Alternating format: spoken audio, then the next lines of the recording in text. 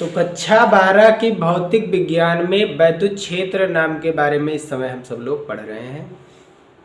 पहला चैप्टर है, ठीक है। तो आज हम पढ़ेंगे कि वैद्युत बल रेखाएं या वैद्युत क्षेत्र रेखाएं क्या होती हैं और अक्षीय स्थिति में द्विध्रुव की अक्षीय स्थिति में वैद्युत क्षेत्र की तीव्रता, और जो अगर टाइम बचा तो फिर निरक्षीय स्थिति का भी देख लेंगे। तो आप हमारे चैनल में नए आए हो तो चैनल को सब्सक्राइब जरूर करिएगा और पीछे के जो वीडियो नहीं देखा है आपने उसे ज़रूर देख लीजिएगा। तो शुरू करते हैं हम।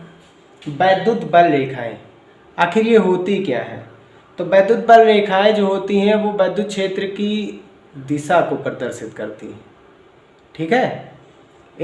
यही जो है वैद्युत क्षेत्र यानी आवेश के होने या ना होने को यही बताती हैं, ठीक है। कहाँ पर आवेश है, कितना है, उसका प्रभाव अधिकतम है या न्यूनतम है, वो बताती हैं वैद्युत बल रेखाएं, ठीक है।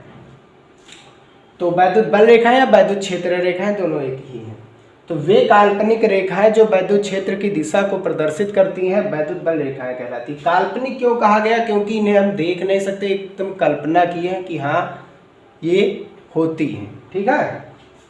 तो इनके गुणधर्म क्या होते हैं वो भी देख लेते हैं। ये धनावेश से ऋणावेश की ओर चलते हैं और ये बंद व खुले वक्र बनाते हैं। होते क्या है ये चीज हम देख लेते हैं। अगर यहाँ पर कोई धनावेश रखा है प्लस क्यू और यहाँ पर कोई माइनस का क्यू आवेश रखा है, तो ये सदैव माइनस प्लस से माइनस की ओर चलती है, प्लस से माइनस की ओर चलती है,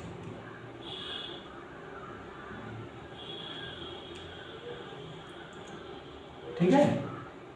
ये सदैव प्लस से माइनस की ओर चलती है और ध्यान से देखेंगे प्लस से हमेशा क्या होती है, ये दूर जाती है, प्लस से दूर जाती है और माइनस के पास आती है, माइनस के पास आती है।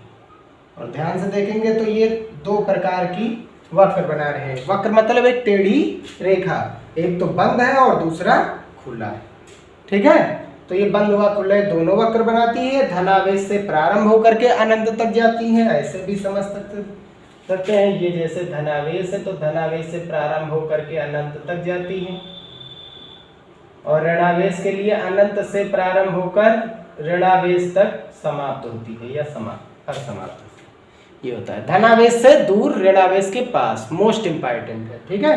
धनावेश से वैद्युत क्षेत्र दूर जाता है और ऋणावेश के पास आता है। अब तीसरा क्या है? वैद्युत क्षेत्र रेखाओं की समीपता वैद्युत क्षेत्र की प्रबलता को प्रदर्शित करती है। तो वैद्युत क्षेत्र रेखाओं के मध्य समीपता, जैसे यहाँ पर देखेंगे, इसे समझेंगे कैसे वो भी हम बता रहे हैं। ये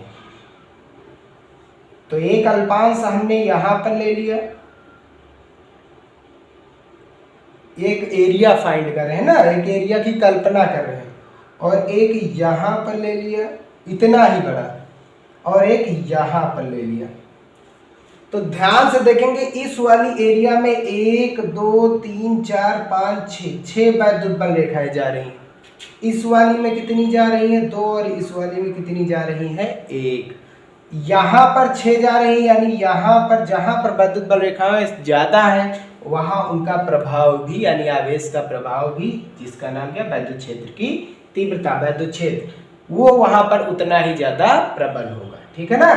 तो यहाँ पर वैद्युत बल रेखाएं ज्यादा जा रही है इस क्षेत्र से, तो ये क्षेत्र बहुत ही ज्यादा प्रबल होगा वैद्युत क्षेत्र का, वैद्युत का बहुत ही प्रबल है। आगे देखते हैं। दो वैद्युत बल रेखाएं एक दूसरे को कभी नहीं काटती। मान लेंगे दो वैद्युत बल रेखाएं हैं, ये एक दूसरे को कभी नहीं काटेंगी, ये एक दूसरे को कभी भी नहीं काटेंगी। ऐसा क्यों होता है? अब क्योंकि जिस बिंदु पर काटेंगे उस बिंदु के लिए देखो वैद्युत क्षेत्र की, यदि वैद्युत क्षेत्र इधर जा रहा है तो वैद्युत क्षेत्र की दिशा पहले के लिए E1 ये होगा और दूसरे के लिए वैद्युत क्षेत्र की दिशा ये होगी। और एक ही बिंदु पर दो दिशाएं तो हो नहीं सकती। जैसे हम यहाँ खड़े हैं तो हमारी दिशा केवल सामने की ओर हो सकती, कहीं अलग हो सकती नहीं। तो एक ही बिंदु पर दो दिशाएं, तीव्रता की दो दिशाएं नहीं हो सकती, जो कि असंभव है ये चीज, ठीक है। एक हम ऐसे ही समझ लेते हैं कि मान लेते हैं ये कोई वैद्युत बल रेखा है या वैद्युत क्षेत्र रेखा है, तो इसके प्रत्येक बिंदु पर, यहाँ पर एक बिंदु ले रहे हैं, एक बिंदु यहाँ ले रहे हैं, एक बिंदु यहाँ पर ले रहे हैं, एक बिंदु यहाँ पर और एक बिंदु यहाँ पर ले रहे हैं। टोटल 1 2 3 4 5 बिंदु ले लिया। इस बिंदु पर वैद्युत क्षेत्र सामने की ओर जा रहा है, वैद्युत बल रेखा सामने जा रही, तो वैद्युत क्षेत्र की दिशा E1 यहाँ पर, E2 यहाँ पर, E3 यहाँ पर, यानी कुल मिलाकर के वैद्युत बल, अगर किसी माध्यम में वैद्युत बल रेखा खींची गई है, कोई मान लेंगे काल्पनिक वैद्युत बल रेखा खींची गई है, तो उस पर स्थित प्रत्येक बिंदु, इस वैद्युत बल रेखा पर स्थित प्रत्येक बिंदु वैद्युत क्षेत्र की दिशा को प्रदर्शित करती है। देखो वैद्युत क्षेत्र की दिशा को प्रदर्शित करती है, ठीक है ना। तो ये थी वैद्युत बल रेखाएं, ठीक है। एक समान वैद्युत बल रेखाएं क्या होती हैं? जिनके मध्य परिमाण समान और दिशा भी क्या होती है? समान। जो परिमाण में समान व दिशा में समान होती है वो एक समान वैद्युत बल रेखाएं कहलाती है। जैसे ये है एक समान, इनके मध्य गैपिंग बराबर बराबर है। अगर ये गैपिंग कम होगी, अगर ये गैपिंग जितनी ही कम होगी उतना ही प्रबल होता है वैद्युत क्षेत्र, ठीक है। असमान क्या होती है? जैसे ये होती है, इनके मान तो समान है, परिमाण तो समान है, ध्यान से देखेंगे तो इनकी परिमाण तो समान है लेकिन दिशाएं अलग अलग है। इस बिंदु पर दिशा यहाँ पर है, इस बिंदु पर आएंगे दिशा यहाँ पर, यहाँ पर, यानी सबकी दिशा लगातार बदल रही है, सबकी दिशा लगातार बदल रही है। तो ये हुए असमान, लेकिन इनके परिमाण समान है, तो ये नियत परिमाण इनका समान है लेकिन दिशाएं अलग अलग। इनके परिमाण समान, दिशा भी समान, इनके परिमाण समान, दिशा भी समान, ठीक है। तो हमने एक बताया था इप्सिलॉन नॉट के लिए क्या होता है, तो वो अभी हम बता रहे हैं, इसी से समझ सकते हैं। इप्सिलॉन नॉट हमें बताता है कि ये जो वैद्युत बल रेखा है ये कितनी पास है या कितनी दूर होती है, सघनता और विरलता को बताता है। वैद्युत बल रेखाओं के मध्य सघनता और विरलता। चलिए नेक्स्ट टॉपिक देखते हैं, डेरिवेशन है। तो चलिए हम टॉपिक को शुरू करते हैं। वैद्युत द्विध्रुव के कारण वैद्युत क्षेत्र की तीव्रता। वैद्युत द्विध्रुव होता क्या है? ये दो आवेशों का निकाय होता है। जैसे हमने पढ़ा है साधारण नमक NaCl होता है, क्योंकि इसके Na पर पॉजिटिव आवेश होता है और Cl पर निगेटिव होता है, ठीक है। एक पॉजिटिव दूसरा निगेटिव। तो ये हुआ हमारा, जितना इसके पास प्लस है उतना इसके पास माइनस है, तो ये एक वैद्युत द्विध्रुव है। NaCl HCl, ठीक है ना। और क्या होता है? H2SO4 होता है, इसके पास 2 प्लस होते हैं, इसके पास 2 माइनस होते हैं। देखो सेम रहता है। तो आवेश समान रहता है लेकिन विपरीत रहता है, तो आवेशों पर निकाय होता है। तो सबसे पहले हम चित्र को समझेंगे। तो मान लेंगे एक हमने यहाँ पर आवेश रख दिया है प्लस का Q और यहाँ पर आवेश रख दिया है माइनस का Q, और इन दोनों के बीच की दूरी हमने क्या बताई थी? 2L होती है। और इसका मध्य बिंदु क्या है? मध्य बिंदु है O, और इसके मध्य बिंदु से R दूरी पर, मध्य बिंदु से R दूरी पर एक इसके अक्ष पर, ध्यान से देखेंगे ये द्विध्रुव की अक्ष है। द्विध्रुव को मिलाने वाली जो रेखा होती है, आवेशों को मिलाने वाली, आवेश एक प्रकार के द्विध्रुव है, वैद्युत का है तो आवेश के द्विध्रुव।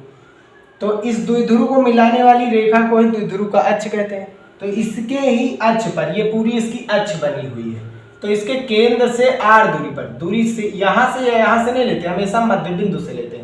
तो मध्य बिंदु O से R दूरी पर एक बिंदु की कल्पना करते हैं जो कि इस वैद्युत द्विध्रुव के अक्ष पर ही है।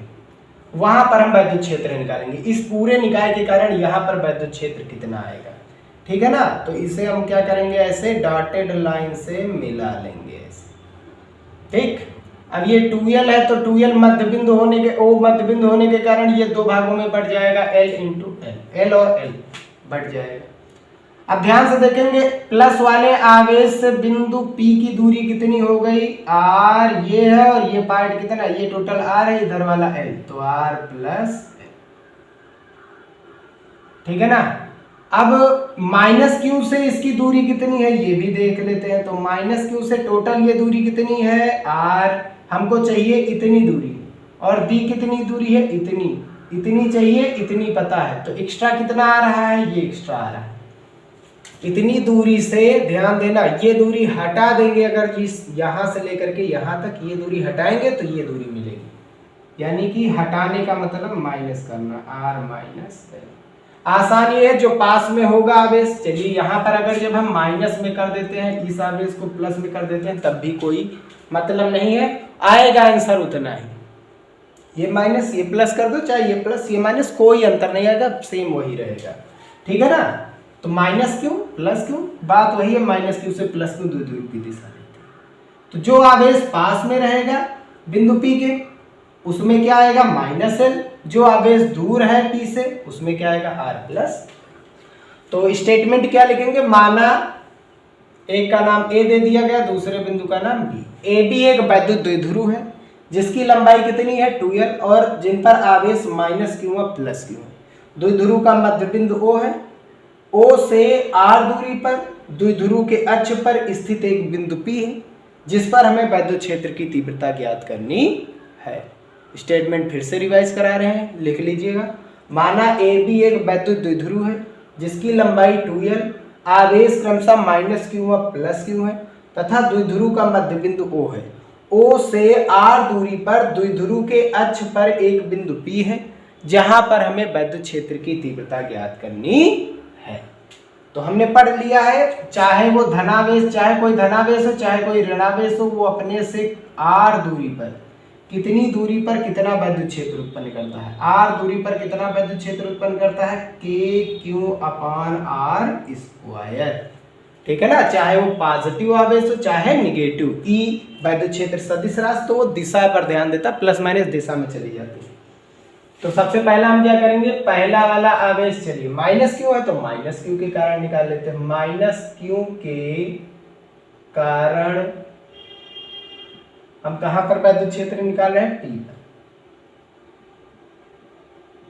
P पर वैद्युत क्षेत्र। वैद्युत क्षेत्र मतलब वैद्युत क्षेत्र की तीव्रता को किससे लिखा जाता है, E से लिखा जाता है, ठीक। किसके बराबर होता है, K कांस्टेंट रहेगा, आवेश कौन सा है, चाहे प्लस हो चाहे माइनस, क्यों है तो क्यों, दूरी कितनी है, आवेश से बिंदु की दूरी यहाँ कितनी थी r, तो r का स्क्वायर, आवेश से बिंदु की दूरी यहाँ कितनी r प्लस l है, तो r प्लस l का स्क्वायर, जो भी दूरी होगी वही रखेंगे। समीकरण नंबर 1।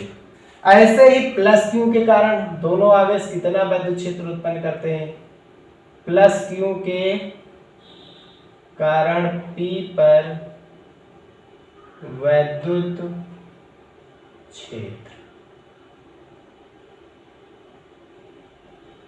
ये E1 नाम दे देंगे और दूसरे के लिए वैद्युत क्षेत्र E2। K कांस्टेंट, आवेश कौन सा है, प्लस क्यू की बात हो रही, चाहे प्लस हो चाहे माइनस, आवेश क्यू है तो क्यू लेंगे, हमको प्लस माइनस से मतलब नहीं, क्योंकि E वैद्युत क्षेत्र एक सदिश राशि है। अब यहां देखेंगे आवेश से बिंदु की दूरी क्या थी r, तो r का स्क्वायर है, यहां पर आवेश से बिंदु की दूरी देखो क्या r माइनस l, तो r माइनस l का होल स्क्वायर, जो भी दूरी होगी। इक्वेशन नंबर 2, ठीक है ना, ये हो गया फर्स्ट और सेकंड। अब इसकी दिशा क्या होगी, क्योंकि वैद्युत क्षेत्र एक सदिश राशि है, मान तो पता चल गया, अब दिशा क्या होगी। तो हमने अभी पढ़ा है ऋणावेश के कारण वैद्युत क्षेत्र जो होता है वो इसके पास आता है, ऋणावेश का वैद्युत क्षेत्र दूर नहीं जाता, इससे पास आता है, और धनावेश का वैद्युत क्षेत्र क्या होता है, दूर जाता है इससे। तो धनावेश से दूर, ऋणावेश के पास। धनावेश के लिए माइनस क्यू के लिए जो E1 है उसकी दिशा इसके पास होगी, माइनस क्यू के लिए दिशा क्या होती है, पास। माइनस क्यू के लिए वैद्युत क्षेत्र क्या माना गया है, E1, प्लस क्यू के लिए वैद्युत क्षेत्र क्या माना गया है, E2। तो E2 क्या जाएगा, दूर जाएगा प्लस से, और E1 क्या आएगा, पास।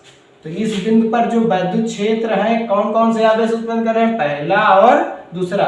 तो माइनस क्यू वाला जो आवेश उत्पन्न कर रहा है उसकी दिशा इसकी ओर ही होगी, E1 ही माना गया है माइनस क्यू के लिए, और प्लस क्यू के लिए तीव्रता क्या मानी गई है, E2, तो वो क्या जाएगा, इससे दूर जाएगा।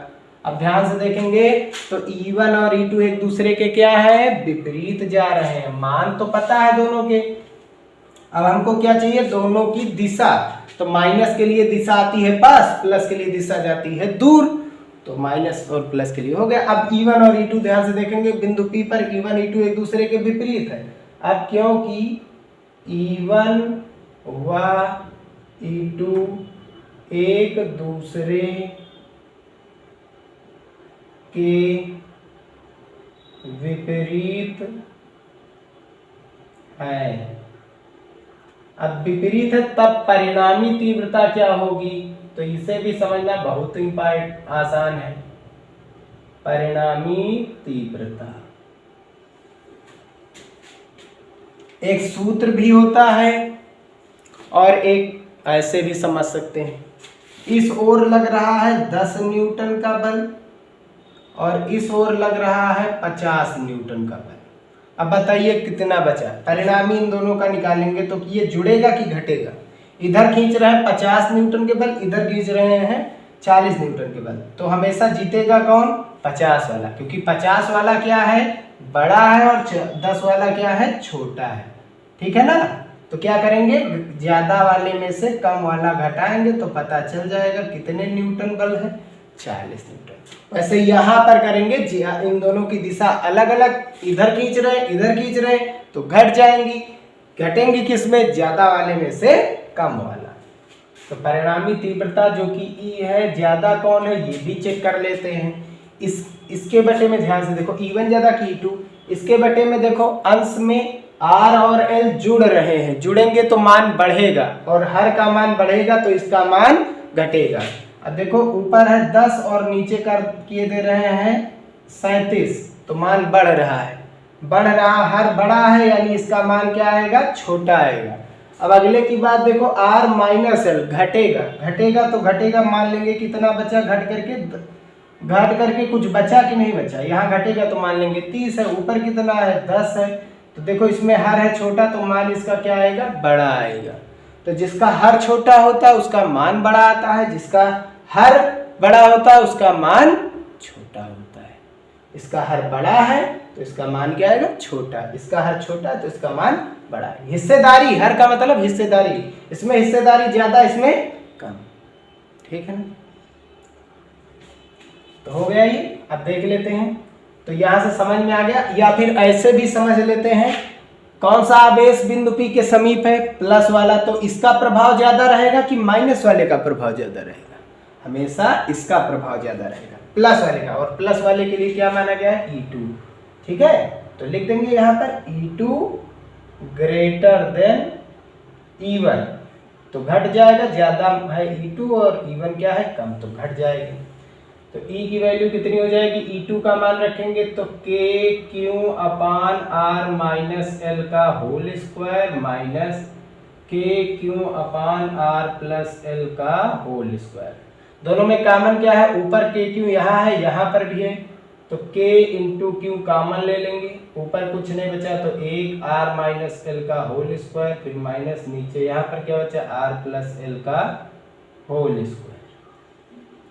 अब हम क्या करेंगे, इसे हल कर लेंगे थोड़ा सा। चलिए हल कर लेते हैं। ये E की वैल्यू,